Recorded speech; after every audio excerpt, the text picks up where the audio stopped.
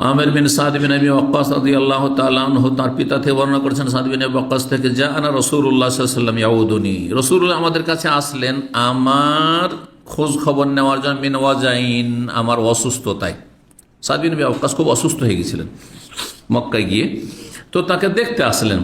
ইশতাদ্দা বিয়া জামানা হাজ্জাতুল ওয়াদাই, এই যে এখানে স্পষ্ট করেই দিয়েছে হাদিস, অন্য হাদিসের কথাটি আসেনি। বিদায় হজের সময়কালে আমার রোগ মারাত্মক আকার ধারণ করেছে, মানে একবারে মরম অবস্থা। অন্য রিওয়ায়াতে রয়েছে আশফাইত আলাল মউত, আমি মানে শেষ অবস্থায় মরণের ধারে পৌঁছে গেছিলাম, কাছে পৌঁছে গেছিলাম। ফাকুলতু, তখন আমি বললাম, বালাগাবি মিনাল ওয়াজে মা তারা, আমার রোগের অবস্থা তো আপনি দেখতে পাচ্ছেন যে মারাত্মক আকার ধারণ করেছে। ওয়ানা জুমালিন, আমি হচ্ছি বিত্তবান মানুষ, অনেক ধন সম্পদ আছে। ওয়ালা ইয়ারিসুনি ইল্লা ইবনাতুল্লি, আমার একমাত্র কন্যা ছাড়া কেউ আমার উত্তরাধিকারী নাই। আফা আতাসাদ্দাক বিসুলুসাই মালি, তাহলে আমার ধন সম্পদের 2/3 অংশকে দান সাদকা করে দেব, অন্যরা ওসিয়ত করে দেব। ওসিয়ত এখানে সাদকা ওসিয়তের অর্থে রয়েছে। কাল আল্লাহ, সুস্থ অবস্থায় মানুষ যখন সুস্থ থাকে তখন যদি মনে করে যে আমি পুরো দান করবো, জায়েজ আছে, যদিও কিছু রাখা ভালো, হ্যাঁ, ছেলে মেয়েদের জন্য, পরিবারের জন্য, আত্মীয় স্বজনের, যেটা বেশি ভালো। কিন্তু ওসিয়তের ক্ষেত্রে 1/3, ওসিয়তের সম্পর্ক হচ্ছে ইন্তেকালের সাথে, যে আমার ইন্তেকালের পরে এতটা জমি জায়গা বা এত টাকা পয়সা কোনো ব্যক্তিকে দিয়ে দিও, অথবা কোনো প্রতিষ্ঠানের, মসজিদে, মাদ্রাসায়, এতিমখানায়, অমুক জায়গায়, ইসলামী সেন্টারে দিয়ে দিও। এটা 1/3 অংশের বেশি করা যায় না, 1/3 অংশ অনেক বেশি। জি, কারণ মানুষ যখন অসুস্থ হয় তখন হতে পারে কারো উপরে অসন্তুষ্ট আছে, এই আশঙ্কা আছে। অসন্তুষ্ট থাকার কারণে সব ধন সম্পদ দান করে চলে যায়, কিন্তু সুস্থ সময় অসুবিধা নেই। আপনি যৌবনকাল আছে, সুস্থতা আছে, এমন কোনো মারাত্মক রোগ নাই যে মরে যাবেন ভাবছেন, আর স্পষ্ট কারোর সাথে কোনো শত্রুতাও নাই যে ছেলেকে দেখতে পারি না বা মেয়েকে দেখতে পারি না, সেজন্য তাকে বঞ্চিত করার উদ্দেশ্য, এরকম কোনো অসৎ উদ্দেশ্য নেই। আপনি সব দান করছেন, জায়েজ আছে। আবু বকর সিদ্দিক রাদিয়াল্লাহু সব দান করেছেন না, ওমর রাদিয়াল্লাহু অর্ধেক দান করেছেন না, তাহলে বোঝা গেল যে জায়েজ আছে, জায়েজ আছে। কিন্তু ওসিয়তের ক্ষেত্রে 1/3 অংশ, আমার মরার পরে এতটা দিয়ে 1/3, 1/3 দিতে পারেন, তার বেশি না। তো আমি কি 2/3 অংশ দান সাদকা করতে পারবো, ওসিয়ত করতে পারবো? কাল আল্লাহ না। কুলতুফা বিশ্বাত, তাহলে অর্ধেক। কাল আল্লাহ না। কুলতু আসলস, 1/3 অংশ। কাল আসলস কাসির, 1/3 অংশ অনেক বেশি। কারণ ইন্নাকা আনতাদা ওয়ারাসাতাকা আগনিয়া খায়রুম মিন আনতাজারহুম আলাতান ইয়াতাকাফফুনান নাস, তুমি যদি তোমার উত্তরাধিকারীদেরকে বিত্তবান ছেড়ে যাও, সচ্ছল অবস্থায় রেখে যাও, এটি বেশি ভালো, উৎকৃষ্ট কিসের থেকে? মিন আনতাজারহুম আলাতান, তাদেরকে অভাবে রেখে যাওয়ার চাইতে। আপনি মারা গেলেন আর আপনার ছেলে মেয়ে পরিবার অভাবই খেতে পাচ্ছে না, আর মানুষের দ্বারস্থ হতে হচ্ছে, এর চাইতে অনেক ভালো যে তাদের জন্য কিছু সম্পদ আপনি রেখে যেতে বলেন, এটা বেশি উত্তম। এই জন্য তাদের খাওয়া খরচ কিছু রেখে তারপরে তুমি ওসিয়ত করো বা দান সাদকা করো। তো ইয়াতাকাফফুন, এমন না হয় যে তারা মানুষের কাছে কি হচ্ছে, মানুষের দ্বারস্থ হচ্ছে। কাফফুন মানে হাত, মানে হাত বাড়াচ্ছে, হাত সম্প্রসারিত করছে, যে আমাদেরকে ভিক্ষা দেন, সাহায্য করেন, এরকম যেন আপনার ছেলে মেয়েকে না বলতে হয়। ওয়ালান্তুন ফেখা নাফাকাতান, আর মনে রেখো যে ছেলে মেয়েদের জন্য জমি জায়গা রেখে গেলে বা ধন সম্পদ রেখে গেলে যে নেকি হবে না, এমন কথা নেই। হবে যদি আপনি ফরজ জাকাত আদায় করেন, আর বাবা মায়ের হক আছে, তারপরে যেসব ফরজ হক রয়েছে সেগুলি খরচা করে আপনি যদি সম্পদ রেখে যেতে পারেন, জায়েজ আছে, জায়েজ আছে। ওয়ালান্তুন ফেখা নাফাকাতান, যে কোনো তুমি ব্যয় করবে, তাবতাগি বিওয়াজহি আল্লাহ, আর তার মাধ্যমে যদি আল্লাহ সন্তুষ্টি কামনা করো, আল্লাহ সন্তুষ্টি কামনা করো, ইল্লা উজিরতা আলাইহা, তাহলে তাতে তোমাকে প্রতিদান দেওয়া হবে। স্ত্রীর ভরণ পোষণ চালাচ্ছেন, মাসের মাসে আপনি এখান থেকে আপনি খরচা পাঠাচ্ছেন, হ্যাঁ, ছেলে মেয়েদের আপনি লেখাপড়া করাচ্ছেন, ছেলে মেয়েদের পরিচর্যা করছেন, মেহনত করছেন, পরিশ্রম করছেন তাদের জন্য, হ্যাঁ, কষ্ট করছেন, আপনি বিদেশে আছেন, এই যে প্রবাস জীবন, এতে নেকি পাবেন আপনি। কিন্তু নেকির নিয়ত থাকতে হবে, মানবতার জন্য করছি, ছেলে মেয়েদের মায়া মমতাই করছি, তাহলে কিচ্ছু পাবেন না। কার জন্য করছি? আল্লাহ সন্তুষ্টির জন্য। আল্লাহ আমার ফরজ করেছে আমার স্ত্রী খেয়ে দিতে হবে, এটা ফরজ, না হলে আল্লাহর কাছে ফেঁসে যাবো, জাহান্নামে যেতে হবে। স্ত্রীর ভরণ পোষণ না দিলে, ছেলে মেয়ের ভরণ পোষণ যদি না দিত, জাহান্নামে যেত আমাকে। জি, বাবা মা বৃদ্ধ হয়েছে, কত কষ্ট করে মানুষ করেছে, তাদের অভাব রয়েছে, সুতরাং তাদের খরচা যদি আমি না দিত, আমি জাহান্নামে যাবো। এই জন্য আল্লাহ সন্তুষ্টির জন্য দিচ্ছে, পরকালে মুক্তির জন্য দিচ্ছে। তাই নাকি বলেন হাত্তা মা তাজআলু ফি ফি ইমরাতি, এমনকি তোমার স্ত্রীর মুখে যা কিছু তুলে দিচ্ছ, মানে তার যে খরচ খরচা দিচ্ছ ভরণ পোষণ, তাতেও নেকি রয়েছে। 17 নম্বর অধ্যায় বলছেন বাবু কৌলিল মারিজ। এই অধ্যায় হচ্ছে রোগী ব্যক্তির এই কথা বলা। রোগী যদি এমন কোনো কথা বলে তো সেটি জায়েজ কিনা, বিরক্তি বোধ করলে বলতে পারে। কি বলা? কুমু আন্নি, আমার থেকে তোমরা চলে যাও। রোগী যখন খুব শারীরিক মানসিক যন্ত্রণায় থাকে তখন খিটখিটে মেজাজ হয়ে যায়। আপনারা বুঝেন কিনা, অসুস্থ হলে মানুষের মেজাজটা কেমন হয়ে যায়? খিটখিটে হয়ে যায়, একটুতে রেগে যায়, অশান্তি অনুভব করে। তো এই জন্য বিরক্ত করতে নেই। তো রোগী যদি বিরক্ত হয়ে বলে যে তোমরা এখান থেকে চলে যাও, তোমরা এখান থেকে উঠে যাও, তো জায়েজ বলতে পারে, কষ্ট দিয়ে না তাকে।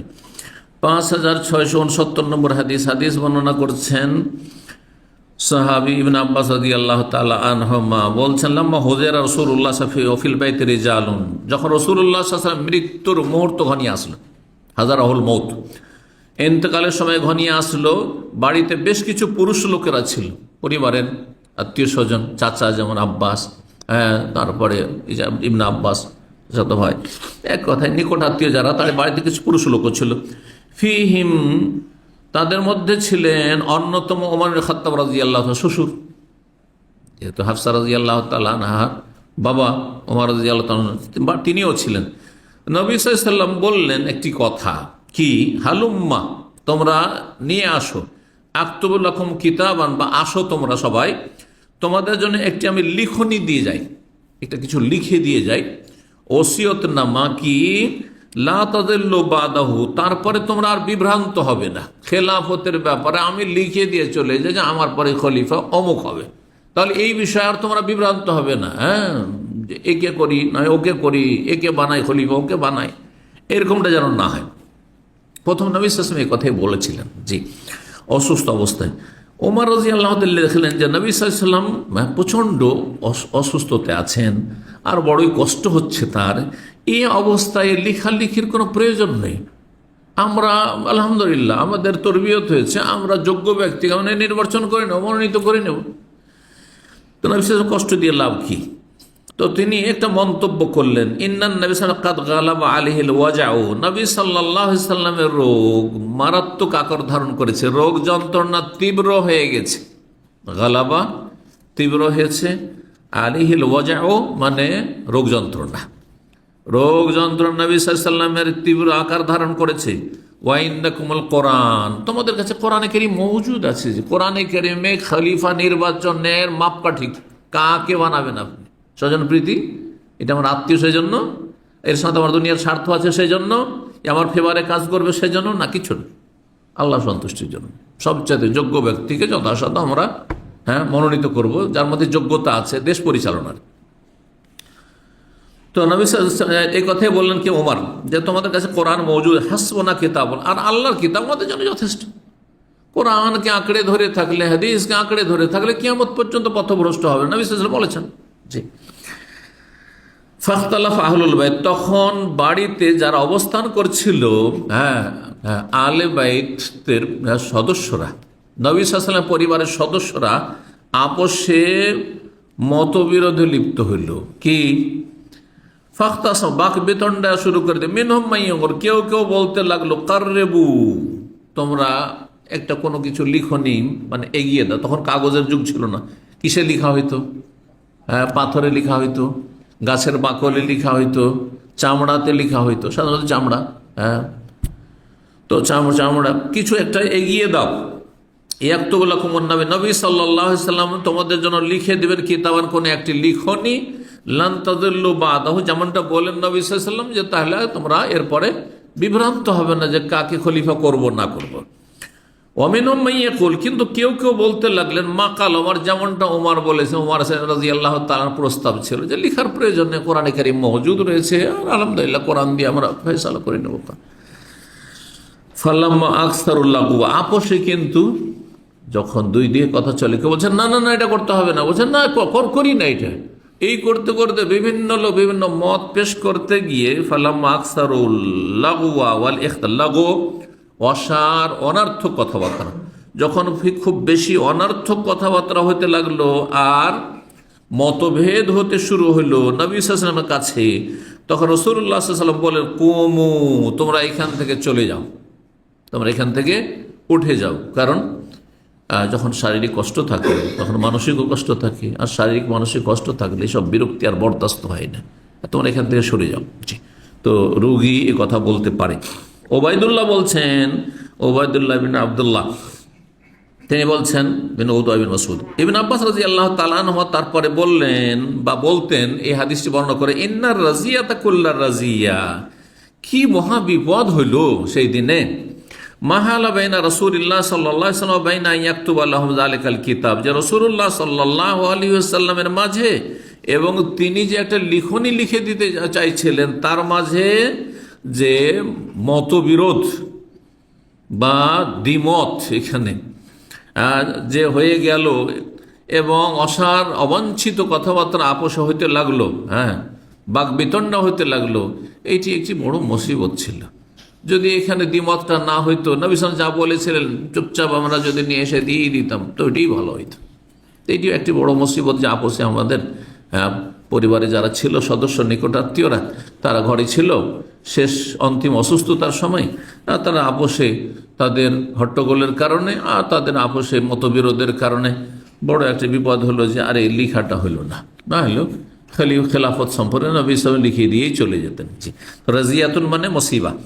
18 নম্বর অধ্যায়ে বাবু মানে যাহাবা বিসাবিল মারিদ আলিউদ আলাইহি, অধ্যায় হচ্ছে কোন ব্যক্তি যদি কোনো অপ্রাপ্ত বয়স্ক রোগীকে নিয়ে যায় কোনো নেক ভালো ব্যক্তির কাছে, কিসের জন্য?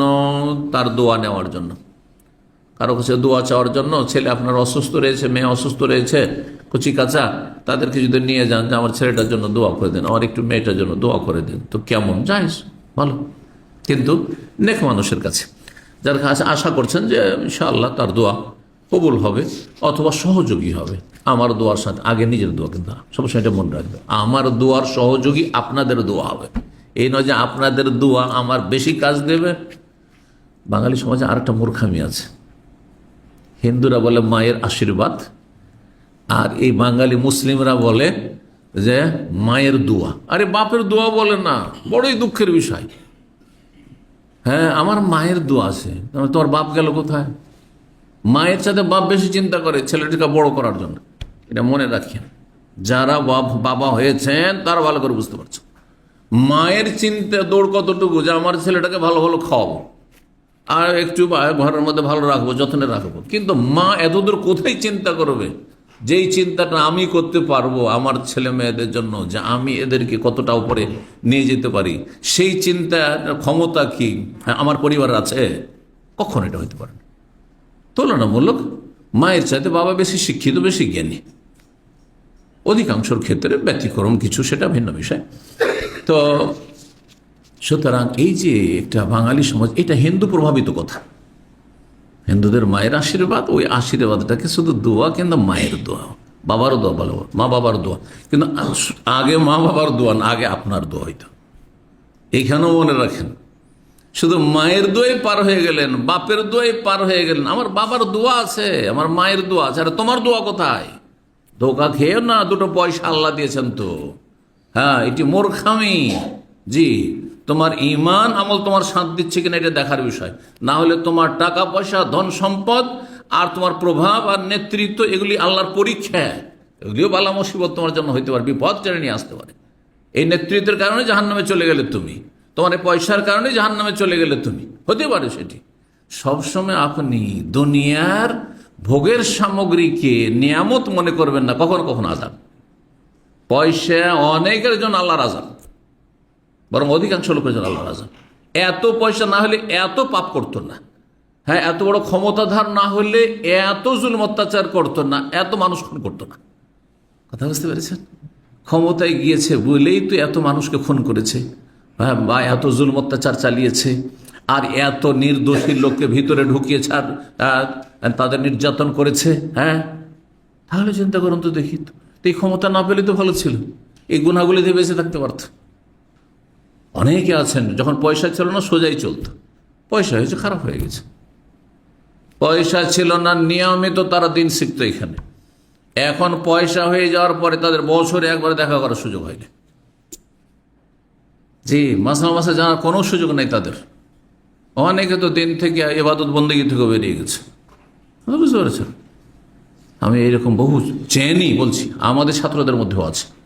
তো সুতরাং কখনো প্রতারিত হবেন না যে অমুককে আল্লাহ পয়সা দেয়। পয়সা এমন কিছুই না, নেতৃত্বে এমন কিছু নাই। হ্যাঁ, অল্প কিছু লোকের জন্য নিয়ামত হইতে পারে। হ্যাঁ, যাদের চরিত্র দাউদ সুলাইমান আলাইহিস সালামের মতো, মুহাম্মদ রাসূলুল্লাহ সাল্লাল্লাহু আলাইহি ওয়াসাল্লাম, যারা আম্বিয়া রাসূলের অনুসারী, কিন্তু অধিকাংশ লোক তাদের অনুসারী নয়। সুতরাং তাদের জন্য এগুলি আল্লাহর আযাব, আল্লাহর আযাব। নেতৃত্ব আল্লাহর আযাব, পয়সা আল্লাহর আযাব, এগুলি আল্লাহর পরীক্ষা, বালা মুসিবত। হ্যাঁ জি, অভাবে মানুষ আল্লাহকে বেশি ডাকে, মাঝে মাঝে একটু কষ্ট হইলে, অসুখ বেশি করে আল্লাহকে বেশি ডাকে। কিন্তু যখন দুনিয়ার ভোগের সামগ্রী বেশি হয়ে যায় তখন আল্লাহকে ভুলে যায়, অধিকাংশ আল্লাহকে ভুলে যায়। তো কি করে সেটাকে নিয়ামত মনে করছেন আপনি? তার মানে আপনার টার্গেটই দুনিয়া, শুধু আখিরাত নয়। চোখের মরণের পরে যে আসল জগৎ, সেই জগৎ সম্পর্কে আপনি তাহলে আপনার কোনো কর্মসূচি নেই, চিন্তাই নেই। তাহলে আপনার বিষয়গুলি বোঝার চেষ্টা করবেন, আল্লাহ যেন তৌফিক দান করেন। জি, কারণ আমাদের দুনিয়া এখনই শেষ হয়ে যেতে পারে, শেষ এখনই, কথা বলতে বলতে শেষ হচ্ছে। ও চোখের সামনে দেখছেন না, ও পরের হচ্ছে, আপনার হবে না, আমার হবে না, একসময় আপনার হবে, আমার হবে। আল্লাহ বোঝার তৌফিক দান করেন। তো কোন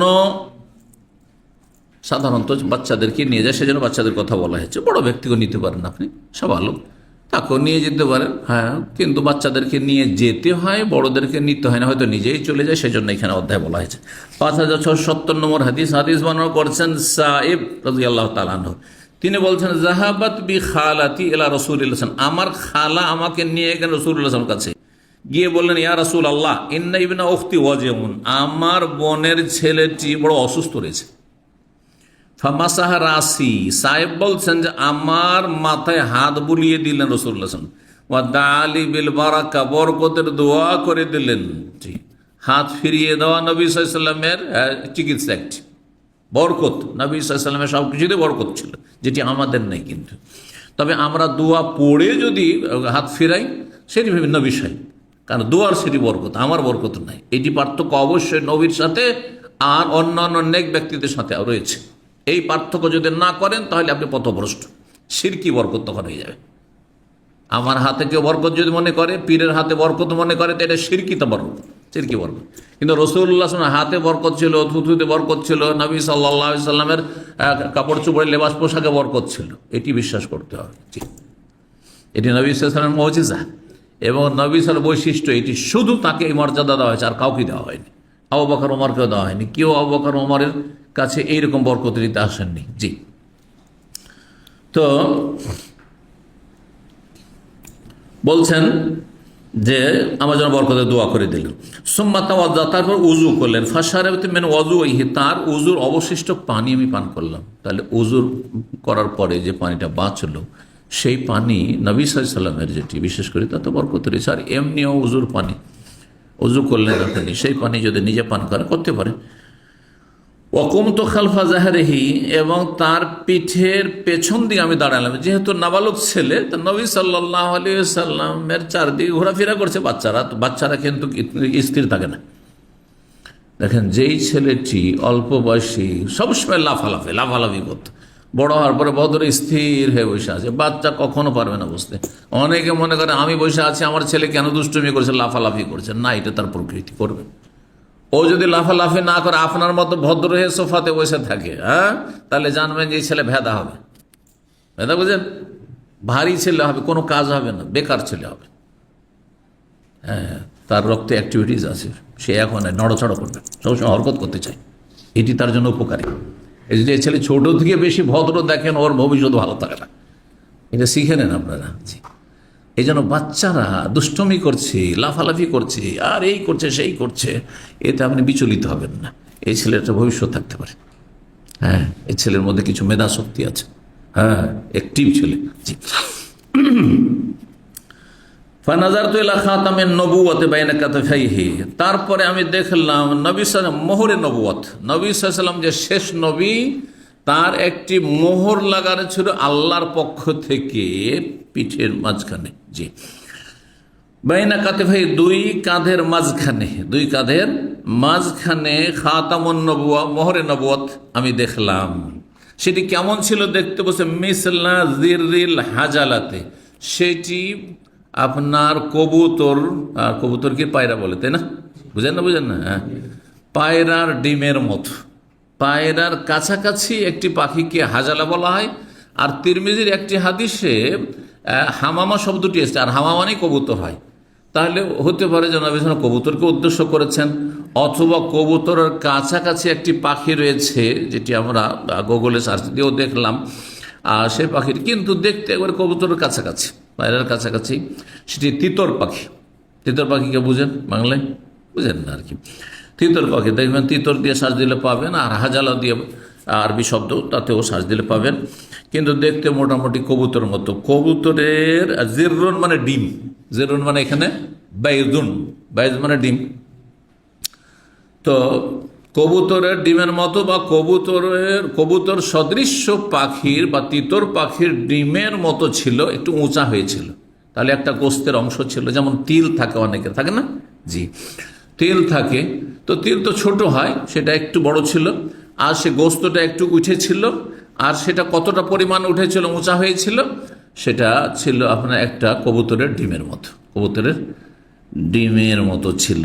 এটি ইমাম তিরমিজি রাহিমাহুল্লাহর ব্যাখ্যা, যে জিররুন মানে ডিম, আর হাজালা মানে হচ্ছে কবুতর বা কবুতর অনুরূপ একটি পাখি, জি তিতর পাখি।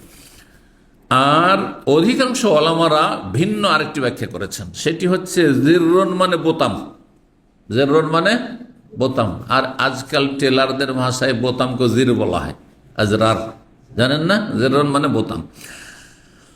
আর হাজালা হচ্ছে যে কনে, পাত্রী, নতুন যে বিয়ে করে নিয়ে এসছেন আপনি, নিয়ে আসার পরে যে আপনার বাসর রাতে তার জন্য, এই বাসরের জন্য একটি সুন্দর কাপড় চোপড় দিয়ে একবারে সাজিয়ে এটি ছোট্ট ঘরের ভিতরে একটি আবার একটি আপনার তৈরি করা হতো, যেটাকে আপনি বলতে পারেন, যদিও অনুবাদক খাটিয়া বলেছে, কিন্তু খাটিয়া তো খাটের ক্ষেত্রে ব্যবহার করে, তাই না? সেটা আর খাটিয়া আবার নিজের যেসব খাট যাতে আপনারা ঘুমান, এটাকেও বলেন না মনে হয়, ওই মরার মৃতদেহ লাশ রাখার জন্য যেটা, ওইটার নাম খাটিয়া বলেন। কিন্তু অনুবাদক যে অনুবাদ করেছে বুখারীর, সে খাটিয়া, খাটিয়ার কিসের মতো? ঘণ্টির মতো। খাটিয়ার বলছেন, খাটিয়ার গোলাকৃত ঘণ্টির মতো, মানে ওই বোতামের মতো।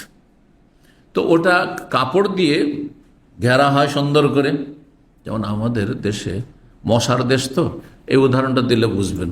মশার দেশ, তো আমাদের খাটের উপর কি থাকে? মশারি থাকে। তো মশারির মতো করে সুন্দর করে তৈরি করতো, যে এখানে বাসর হবে, আর এখানে নতুন নতুন বউ এখানে আজকে রাতে স্বামীর সাথে বাসর করবে, আর সেটাকে খুব সুসজ্জিত করা হইতো, একবারে ফুল টুল দিয়ে আর কাপড় দিয়ে অলঙ্কৃত করা হইতো। আর সেটা বন্ধ করার জন্য কি থাকতো? বোতাম থাকতো। এই বোতামগুলির আকার হয়তো এইরকম, ওই যেই রকম ছিল নবী সাল্লাল্লাহু আলাইহি ওয়াসাল্লামের দুই কাঁধের মাঝখানে পিঠে মোহরে নবুয়ত। এই কথাটি অধিকাংশরা বলেছেন। 19 নম্বর অধ্যায় বলছেন বাবু তামান্নিল মারিদিল মত। এই অধ্যায় হচ্ছে রোগী ব্যক্তি কি মৃত্যু কামনা করতে পারে? রোগের যন্ত্রণায় ছটফট করছে, আর কষ্ট বরদাস্ত হচ্ছে না, তো মরণ চাইতে পারে না? চাইতে পারে না, জি। মরণ চাওয়া পছন্দনীয় না, হারাম নয়। হ্যাঁ, হারাম হলে ইমাম বুখারী রাহিমাহুল্লাহ মরণ চেয়েছেন না, চাননি?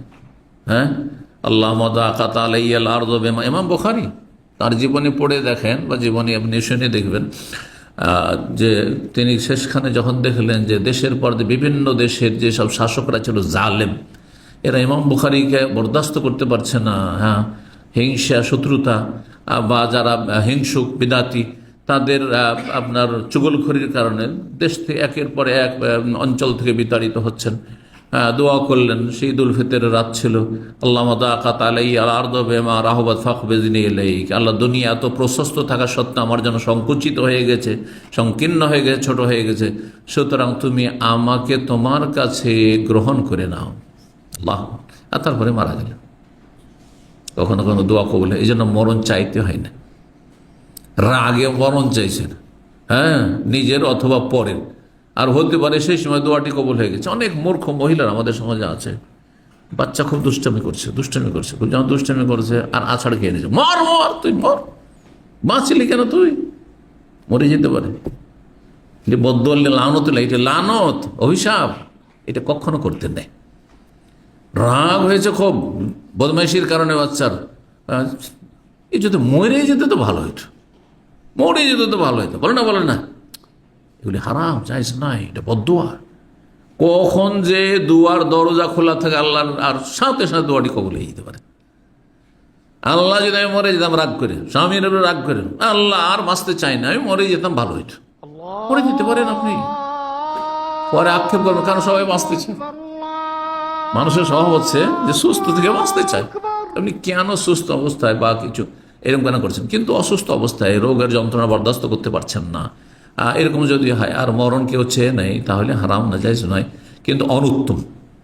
উত্তম হচ্ছে বিশেষ একটি দোয়া এটি করা, যে আল্লাহ আমি জানি না আমার জন্য মরণ ভালো না বেঁচে থাকা ভালো, আর যদি মরণ ভালো হয় তো আমাকে মরণ দান করো, আর বেঁচে থাকা ভালো হইলে আমাকে সুস্থ অবস্থায় বাঁচিয়ে রাখো। এইভাবে আল্লাহুম্মা আহিয়ানি মা কানাতুল হায়াতু খায়রাল লি ওয়া তাওয়াফানি ইযা কানাতুল ওয়াফাতু খায়রাল লি। যদি আপনাকে দোয়া করতে হয় আরবি ভাষায় এই দোয়া, আর আরবি মুখস্থ না থাকলে এই অর্থটি আপনি বলতে পারেন, যদি বিশেষ এমন পরিস্থিতি হয়। জালেমের জুলুম আর বরদাস্ত করা যাচ্ছে না, রিমান্ডে জুলুম অত্যাচার করছে, অনেক মুসলিম ভাই বোনদের উপরে এরকম হচ্ছে, হ্যাঁ, শারীরিক মানসিক নির্যাতন হচ্ছে। আল্লাহ রাব্বুল আলামিন, তুমি আমার জন্য, জানি না আমি কি অবস্থা, আমার জন্য যদি বেঁচে থাক কল্যাণ হয় তার বাঁচিয়ে রাখো, আর জালেমের কবল থেকে রক্ষা করো, আর মরে যাওয়া হলে আল্লাহ তুমি আমাকে মরণ দান করো। এই দোয়া করা বেশি ভালো। জি, হাদিস 5671 নম্বর হাদিস আনাস বিন মালিক রাদিয়াল্লাহু তাআলা বর্ণনা করেছেন, নবী সাল্লাল্লাহু আলাইহি ওয়াসাল্লাম বলেন, লা ইয়াতামান্নায়ান্না আহাদুকুমুল মউত, তোমাদের কোনো ব্যক্তি যেন মরণের আকাঙ্ক্ষা না করে। কখনো মরণ আকাঙ্ক্ষা করে, আপনি কি জানেন, হইতে পারে বেঁচে থাকলে আপনার ফায়দা, আপনার শুধু ফায়দা না, আপনার দ্বারা কত লোক যে উপকৃত হবে হতে পারে। তারপরে আল্লাহ এমন দিল আপনাকে ঈমান, আমল আর ধন দৌলত, যে দাদি ইসলামের বিশাল খেদমত আপনি করে ফেললেন, কেউ এলেম দিয়ে খেদমত করলেন আপনি। আবার কখনো মরে যাওয়াটা ভালো, ঈমান আর দাজ্জাল চলে আসছে, তাহলে তার আগে মরে যাওয়াটা ভালো। আল্লাহ বেশি জানেন যে এখন মরে যাওয়াটা আমার জন্য ভালো হবে না বেঁচে থাকাটা ভালো হবে, সুতরাং আল্লাহ যেটা আমার জন্য ভালো সেটা করো। মরণ চাইবে না কিসের জন্য, মিন দুররিন আসাবাহু, কোন রোগ স্পর্শ করলে, ফাইন কানা লাবুদ্দা ফাইলান, যদি করতেই হয়, মরণ চাইতে হয়, তো সরাসরি মরণ চেয়েও না। কিভাবে চাইবে, ফালিয়াকুল, এই দোয়া বলো, আল্লাহুম্মা, হে আল্লাহ, আহিয়ানি, আমাকে বাঁচিয়ে রাখো, মা কানাতিল হায়াতু খায়রাল লি, যতদিন আমার জন্য বেঁচে থাকা কল্যাণকর, ওয়া তাওয়াফানি, আমাকে মৃত্যু দান করো, ইযা কানাতিল ওয়াফাতু খায়র, যখন আমার জন্য মৃত্যুটাই কল্যাণকর হবে, মঙ্গলজনক হবে। 5672 নম্বর হাদিস বর্ণনা করছেন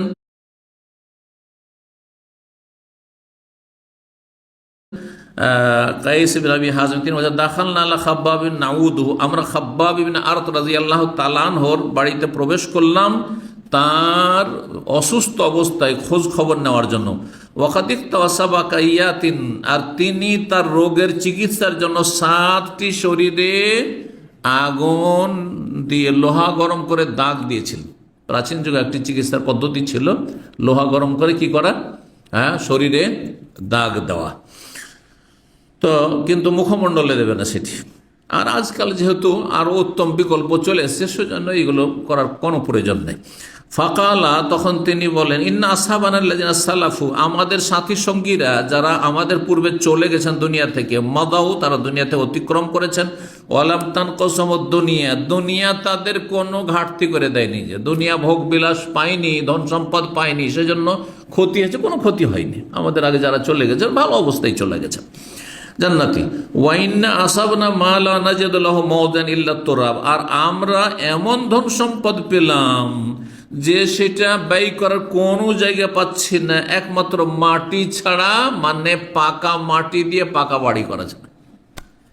যখন ধন সম্পদের সাহাবায়ে কেরামদের জামানায় নবী সাল্লাল্লাহু আলাইহি ইন্তেকালের পরে এত প্রাচুর্য হইল, ওমর রাদিয়াল্লাহু তাআলার আমলে, যখন পারস্য দেশ আর রোম সাম্রাজ্য, বিশাল বিশাল পরাশক্তি সেই যুগের দুটো, এগুলো যখন মুসলিমদের হাতে চলে আসলো, তখন মুসলিম আর গরিব নাই, কেউ ধন খুব সবাই। বহু পয়সার মালিক, মানে এত পয়সা রাখবে কোথায়? তখন সবাই পাকা বাড়ি তৈরি করা শুরু করলো। হ্যাঁ, মাটির বাড়ি, পাকা বাড়ি। তার আগে কিসের? খেজুরের ডাল, খেজুরের পাতা দিয়ে বাড়ি, খড়ের বাড়ি ছিল। তো ওই কথা বলছেন যে আমাদের এত পয়সা হতে লাগলো যে এই পয়সা রাখবো কোথায়? তখন তার এইরকম ছিল না যে পয়সা হয়েছে চলো হ্যাঁ আমোদ ফুর্তি করে আসি সিঙ্গাপুর থেকে, যাই ইউরোপ আমেরিকা ঘুরে আসি আর সেখানে লম্পটি করে আসি, যেমন আজকাল পয়সাওয়ালারা করছে অধিকাংশই। হ্যাঁ, এইসব তার ছিল না। তাহলে কি করবে? এত পয়সা কোথায় কোথায় কোথায় রাখবে? হ্যাঁ, তখন তার ব্যাংক ছিল না, ব্যাংক করবে, তাহলে মাটির তলে পুঁতে রাখতো এত পয়সা। তখন করলো কি? তখন ধীরে ধীরে মাটির বাড়ি হইতে লাগলো, মাটি থেকে আস্তে আস্তে পাকার বাড়ি হইতে লাগলো, এই আর কি। তো মাটির বাড়ির কথা বলছেন। ওয়ালাউলা আন্না নবী নাহানা, যদি আমাদেরকে নবী সাহেব নিষেধ না করতেন আন্না দোয়া বিল মওতে, মরণের দোয়া করতে, তাহলে দাও তবে আমি মরণের দোয়া করতাম, কারণ খুব অসুস্থ আর এই যন্ত্রণা আমার বরদাস্ত হচ্ছে না। সুম্মা তাইনাহুম মারাতান ওখরা, বলছেন কাইস বিন হাজেম যে আবার দ্বিতীয়বার তার কাছে আসলাম, দেখি সুস্থ হয়ে গেছেন তিনি, অসুস্থ অবস্থায় একবার দেখে আসলাম, আর একবার তার কাছে এসে তখন দেখছি ওয়াহইয়াবনি হায়াতাল্লাহ, তার একটি দেয়াল তিনি তৈরি করছেন, মানে বাড়ির মাটির দেয়াল তৈরি করছেন। তার আগে তাহলে কাঁচা এর বাড়ি ছিল, খড়ের বাড়ি ছিল, তো মাটির দেওয়াল তৈরি করছেন। ফাকালা, তখন তিনি বললেন ইন্নাল মুসলিম আল্লাহ ইউজারু ফি কুল্লি শাই, মুসলিমকে প্রতিদান নেকি দেওয়া হয় প্রত্যেকটি কাজে, প্রত্যেক ভালো কাজের নেকি আছে। আপনি যে ঘর বাড়ি তৈরি করছেন সেটা যদি অপব্যয় না হয়, সীমাহীন খরচ না করেন, প্রয়োজন আছে আপনার, ধরেন থাকার জন্য দুটো রুম লাগবে, একটা কিচেন লাগবে, হ্যাঁ মেহমান আসলে তাদের জন্য একটা রুম লাগবে, ঠিক না? তো এইরকম যদি রাখেন প্রয়োজন যতটা ততটা, তাহলে কোনো অসুবিধা নেই, এগুলো প্রয়োজন। কিন্তু থাকেন না, বছরে একবার আসবেন আর ওই গ্রামের বাড়িতে 2 দিন 3 দিন থাকবেন, তারপর আবার চলে গেলেন, গোটা বছর সেখানে শয়তান বাস করছে, জিন শয়তান বাস করছে সেখানে, এরকম বাড়ি তৈরি করার নেকির কাজ নয়, গুনার কাজ, অনেক অপচয় এগুলো। এই টাকাটা গরিব মিসকিন যারা খেতে পাচ্ছেন না, ইয়াতিম বিধবা, তাদেরকে দান খায়রাত করে। অনেক পয়সাওয়ালারা তাই করছেন, প্রত্যেক শহরে বাড়ি, প্রত্যেক শহরে বাড়ি, বাড়ি আর বাড়ি, যেখানে যায়ও না 5 বছর আসেন তারপরে বাড়ি তৈরি করা আছে, বিল্লা তৈরি করা আছে, এগুলি অপচয়। তো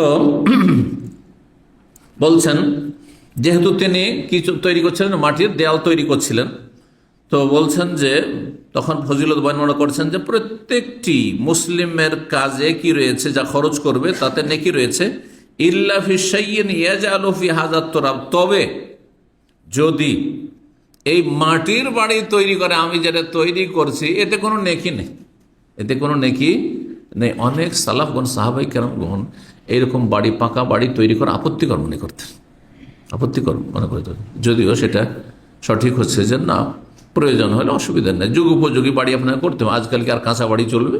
হ্যাঁ, খড়ের বাড়ি চলবে না মাটির বাড়ি চলবে? আপনার কাঁচা বাড়ি না, টিনের বাড়ি রাখবেন, আর ঝড় আসবার উড়িয়ে নিয়ে চলে যান। আপনার পয়সা আছে, পাকা বাড়ি করেন, কিন্তু অতিরিক্ত বেশি করবেন না, খুব বেশি।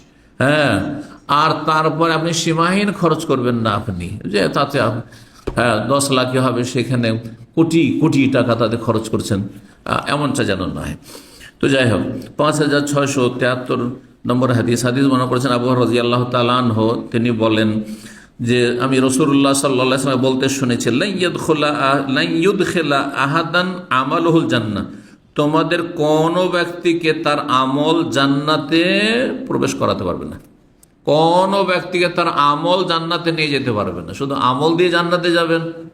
আল্লাহ যদি বলেন যে এই তোমার চোখ দিয়েছিলাম, দৃষ্টিশক্তি, এর বিনিময়ে কি দিও বলো? তো বিক্রি করবেন চোখ? আপনাকে 1 কোটি রিয়াল দেওয়া হবে, আপনার চোখ বিক্রি করে দেন, করবেন না? মোটেই না। তাহলে আপনার কাছে কত টাকা আছে দেখুন তো, হিসাব করে দেখাতে একটা। এই হাতটার মূল্য কত নেবেন? আপনার হাতটা কেটে নেওয়া হবে, এই করে একটা অঙ্গ বিক্রি করেন তো দেখি, মূল্য ফেলেন, দেখবেন যে আপনার কাছে একটা টাকা নেই, কিন্তু আপনার মাথা থেকে পা পর্যন্ত যা দেওয়া হয়েছে সেগুলি গোটা দুনিয়ার বিনিময়ে আপনি বিক্রি করেন। আপনি যদি বলা হয় যে আপনার ব্রেনটা দিতে আজকে থেকে আপনি পাগল করে দেওয়া হবে, আপনার ব্রেনটা আমাদের কাছে বিক্রি করে দেন, করবেন? কত নিয়ামত রয়েছে। আপনার একটা পায়ের দাম কত, দুটোর কত হইল, এইভাবে আপনার একটি অঙ্গ বিক্রি করেন তো দেখি, কত নিয়ামত আল্লাহ দিয়ে রেখে চিন্তা করুন। কিন্তু এইভাবে কোনোদিন মানুষ চিন্তা করে, যার ফলে আল্লাহ শুকরিয়া আদায় করতে পারে না। এত সুস্থ থেকেও শুধু টাকা নাই, সেজন্য হাহাকার অবস্থা। অথবা টাকা আছে কিন্তু আমার চাইতে সবাই বড় লোক হয়ে গেছে, আমি শুধু গরিব হয়ে থেকে গেলাম, সেই জন্য অশান্তি। না না, আল্লাহ অনেক কিছু দিয়ে রেখেছেন, বড় আলহামদুলিল্লাহ। তো আমল দ্বারা কেউ জান্নাতে যেতে পারবেন না। কালু ওয়ালা আনতা ইয়া রাসূলুল্লাহ, সাহাবীরা বলেন আপনি আপনার আমল দিয়ে জান্নাত যেতে পারবেন না? কাল আল্লাহ, না আমিও যেতে পারবো না। ওয়ালা আনা, আমিও না। ইল্লা ইয়াতাগাম্মাদানি আল্লাহু বিফাদলিন ওয়া রাহমা, তবে আল্লাহ যদি তার অনুগ্রহ এবং দয়া দিয়ে আমাকে ঢেকে নেন, আল্লাহর দয়াতে যেতে পারবো। কিন্তু আল্লাহর দয়া কিসে হবে? তার মানে এই নয় যে আমল করবো না, শুধু আল্লাহর দয়া। আমলবিহীন আল্লাহর দয়া আসবে? আমল দিয়ে জান্নাতে যাওয়া যাবে না, কিন্তু আমল আল্লাহর দয়া অনুগ্রহ পাওয়ার কি মাধ্যম, শুধু মাধ্যম লাগবে আপনাকে, এর মাধ্যমে হবে। আপনার ঈমান, আপনার 5 ওয়াক্ত সালাত, আপনার রমজান মাসের সিয়াম রোজা, আপনার যাকাত দান সাদকা, আপনার হজ, আপনার ওমরা, আপনার নেক আমল, আপনার পাপ থেকে বেঁচে থাকা, আপনার সততা, আপনার আমানত, আপনার পরোপকারী হওয়া, এগুলি আল্লাহর রহমতকে টেনে নিয়ে আসবে, আল্লাহর রহমতের ওসিলা হবে। জি, ফাসাদ্দুদু, সুতরাং তোমরা মধ্যম পন্থা অবলম্বন করো। আকারেবু, আল্লাহর সান্নিধ্য অর্জন করতে থাকো, আল্লাহর নৈকট্য অর্জন করতে থাকে। ওয়ালা ইয়াতামান্না আহাদুকুমুল মাউত, তোমাদের কেউ যেন মরণ আকাঙ্ক্ষা না করে। কেন? ইম্মা মুহসিনান, যদি আপনি ভালো মানুষ হন, ধরেন আপনি মরণ চাইছেন আর ভালো মানুষ খুব, তো মরলে তো জান্নাত, ঠিক আছে, কিন্তু বাঁচলে কি ক্ষতি? আরো বেশি নেকি নিয়ে যাবেন, যতটা ব্যালেন্স আপনার হয়েছে তার চাইতে বেশি নিতে পারবেন। আরো 10-20 বছরে কত নামাজ হবে চিন্তা করুন তো, একদিনে কত নামাজ, তাহলে মাসে কত হয়, বছরে কত হয়, হ্যাঁ এভাবে হিসাব করেন তো দেখি, কত নামাজ, কত রোজা, কত লাইলাতুল কাদার, শবে কদর, কত নেক আমল করতে পারলেন আপনি। জি, তো বলছেন যদি ভালো মানুষ হয়, ফালাল্লাহু আইয়াজদাদা খায়রান, তাহলে সে আরো বেশি নেকি বৃদ্ধি করতে পারবে, আরো নেকি বাড়াইতে পারবেন। ওয়াইম্মা মুসিয়ান, আর যদি গুনাহগার হয়, পাপী লোকের মরে যাওয়া ভালো না তার তওবা করে যাওয়াটা ভালো, সংশোধন করে যাওয়াটা ভালো। যদি খারাপ মানুষ হয়, ফাল্লা আল্লাহ আইয়াস্তাআতিবা, তো হতে পারে সে তার নিজের সংশোধনের সুযোগ পাবে, ফিরে আসার সুযোগ, আল্লাহর দিকে ফিরে আসার সুযোগ পেয়ে গেল। এখন তওবা করেনি, কিন্তু 10টা বছর বাঁচার জন্য 5 বছর পরে সে নামাজি হয়ে গেছে, ধার্মিক হয়ে গেছে, আল্লাহ ভীরু হয়ে গেছে, আল্লাহর কাছে কান্নাকাটি তওবা করছে, ভালো মানুষ হয়ে গেল। এখন সে মাজার পূজা করছে, কিন্তু 5 বছর পরে সে হইতে পারে তৌহিদবাদী হয়ে গেছে, ঠিক না? এখন সে অমুসলিম হিন্দু হয়ে আছে, এখন মরে গেল সোজা জাহান্নামে, কাফের কি খ্রিস্টান হয়ে আছে, ইহুদি হয়ে আছে, কালকে কালমা পড়ে মুসলমান হয়ে গেছে, জান্নাতে চলে গেল। বুঝা গেছে? এই জন্য কখনো আপনি যখন আপনার রেজাল্ট জানছেন না, আপনি আল্লাহর কাছে কখনো মওত চাইবেন না। আপনি চাইবেন আল্লাহ আমার জন্য বেঁচে থাকা কল্যাণ কর হলে বাঁচিয়ে রাখুন, আর মরণ কল্যাণকর হলে মরণ দাও। 5674 নম্বর হাদিস বর্ণনা করছেন আব্বাদ বিন আব্দুল্লাহ বিন জুবাইর। তিনি বলছেন সামিয়তু আয়েশা, আমি আয়েশা রাদিয়াল্লাহু তাআলাকে বলতে শুনেছি। সামিয়তু নবী সাল্লাল্লাহু, তিনি বলছেন নবী সাল্লাল্লাহু বলতে শুনেছি। ওয়াহ মুস্তানিদুন ইলাইয়া, সেই সময় নবী সাল্লাল্লাহু আলাইহি সাল্লাম আমার শরীরে বা রানে হেলান দিয়েছিলেন, মৃত্যু শয্যায় ছিলেন, শেষ অবস্থায় ছিলেন। ইয়াকুল, আর তিনি এই দোয়াটি করেছিলেন, নবী সাল্লাল্লাহু আলাইহি সাল্লামের শেষ দোয়া, আল্লাহ মাগফিরলি, আল্লাহ আমাকে ক্ষমা করে দাও, ওয়ারহামনি, এবং আমার ওপর দয়া করো, ওয়া আলহিকনি বির রাফিকিল আলা, সুউচ্চ বন্ধুর সাথে আমাকে মিলিত করো। নবী সাল্লাল্লাহু, সুউচ্চ বন্ধুকে আল্লাহ, আল্লাহ আর রাফিকুল আলা, আল্লাহ তোমার সাথে আমাকে মিলিত করো। জি, আল্লাহুম্মা আলহিকনি বির রাফিকিল আলা। 20 নম্বর অধ্যায় বাবু দুআইল আয়েদ লিল মারিদ। এই অধ্যায় হচ্ছে রোগী ব্যক্তিকে যারা দেখতে যাবে তাদের দোয়া কি হবে, রোগীর জন্য কি দোয়া করবেন।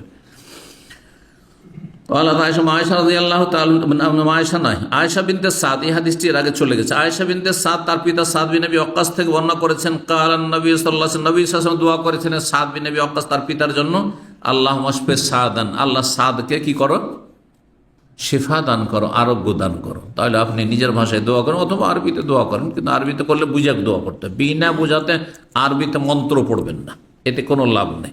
যে কোনো দোয়া করে বুঝে সুঝে করবেন, তাহলে অন্তর থেকে দোয়া করতে পারেন। না অর্থ বুঝে শুধু দোয়া, না মোটে না। রব্বানা আতিনা ফিদ দুনিয়া হাসানা ওয়া ফিল আখিরাতি হাসানা ওয়া কিনা আযাবান, এই দোয়াটি এমন কোনো বাঙালি নেই যে করে না।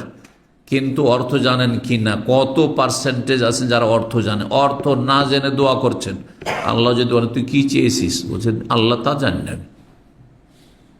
তা জানি না আল্লাহ, আমি একটা দোয়া পেয়েছিলাম তাই বলেছি, ফায়দা হবে? না না, মোটেই না। আপনি অর্থ বুঝেন, আল্লাহ আমাকে দুনিয়ার কল্যাণ দাও, আখেরাতের কল্যাণ দাও, আর জাহান্নামের আগুন থেকে রক্ষা করো। অর্থ বুঝতে হবে। অর্থ বুঝে দোয়া করেন তো সবচেয়ে উত্তম দোয়া কোরআনের দোয়া, তারপরে উত্তম দোয়া রাসূলুল্লাহ সাল্লাল্লাহু আলাইহি ওয়াসাল্লাম হাদিসের দোয়ায়ে মাসুরা, আর তারপরে আপনার ভাষা আমার ভাষার দোয়া। কিন্তু অর্থ না জানলে আপনি যার অর্থ বুঝছেন আপনার নিজের মাতৃভাষায় দোয়া করেন। জি। তো 5675 নম্বর হাদিস বর্ণনা করেছেন মা আয়েশা রাদিয়াল্লাহু তাআলা আনহা, তিনি বলছেন রাসূলুল্লাহ সাল্লাল্লাহু আলাইহি ওয়াসাল্লাম যখন কোনো রোগীর কাছে আসতেন, আও উতিয়া বিহি ইলাইহি, অথবা কোনো রোগীকে তার কাছে নিয়ে আসা হইতো, তখন নবী সাল্লাল্লাহু আলাইহি ওয়াসাল্লাম দোয়া করতেন, আযহিবিল বাস রাব্বান নাস ইশফি আনতা শাফি লা শিফা ইল্লা শিফাউকা শিফাআন লা ইউগাদিরু সাকামা। সাকামাও পড়া যায় আর সুকমাও পড়া যায়।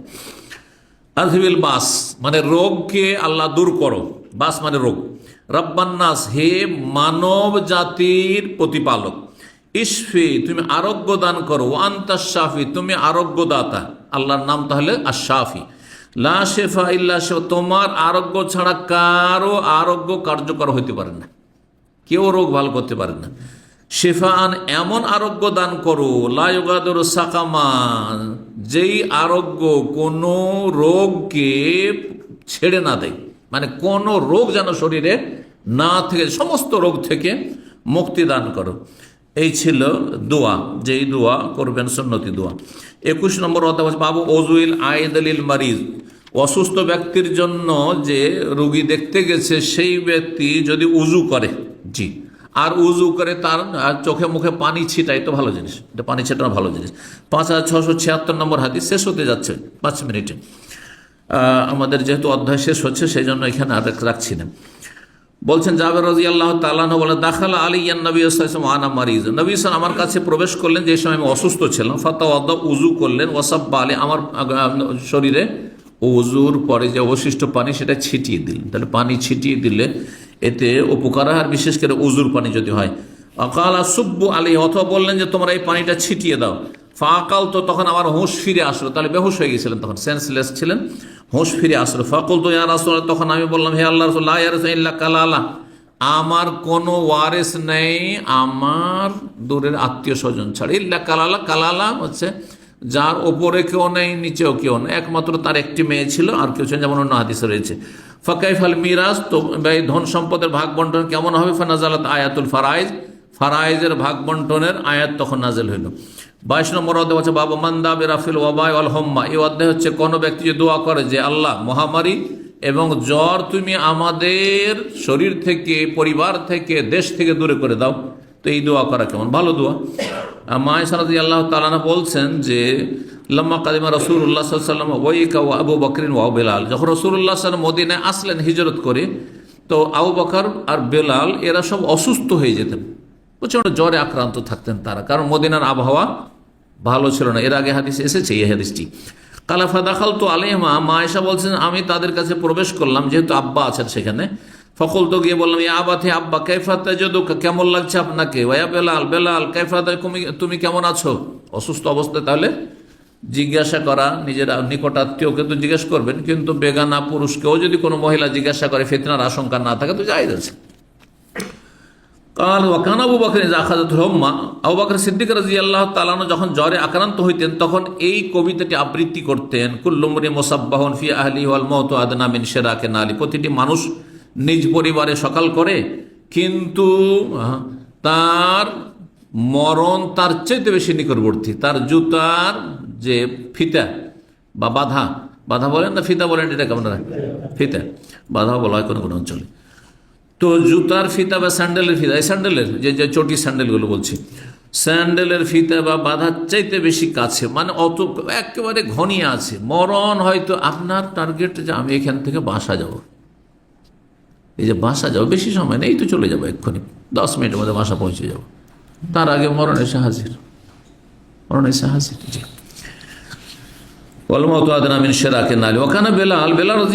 যখন জ্বরটা ভালো হয়ে যেত, ছেড়ে যেত, ইয়ারফা আকিরাত, তখন উচ্চ স্বরে বলতেন, তিনি উচ্চ স্বরে আওয়াজ করে বলতেন আলা লাইতা শেরি হালাবি তান্নাইলাইর, মাতৃভূমিকে স্মরণ করে, মক্কাকে স্মরণ করে, হায় যদি আমি জানতে পারতাম যে আমি কি কোনো একটা রাত কাটার সুযোগ পাবো মক্কায়, এমন এক উপত্যকায় যেখানে আমার আশেপাশে ইজখার এবং জালিল নামক ঘাস থাকবে, কারণ মক্কায় এই ঘাসগুলি হইতো।